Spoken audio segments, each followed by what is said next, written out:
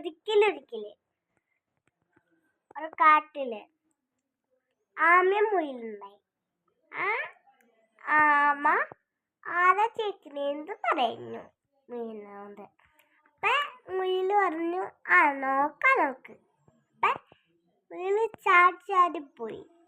അപ്പൊ മുയലിന് ഉറക്കം വന്നിട്ട് ഉറങ്ങി ഒരു മരത്തിന്റെ ചുവട്ടില്. അപ്പം ആമ പതുക്കെ പോയി മരത്തുമ്മ അടിച്ചു. മുയല് എണീറ്റു.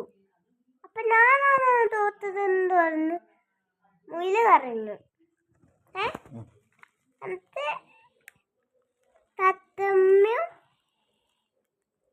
തത്തമ്മ ഒരു പഴയ കയ്യിലെടുത്തുകൊണ്ട് പോയി. എന്നിട്ട് തത്തമ്മയ്ക്ക് ഉറക്കം വന്നു.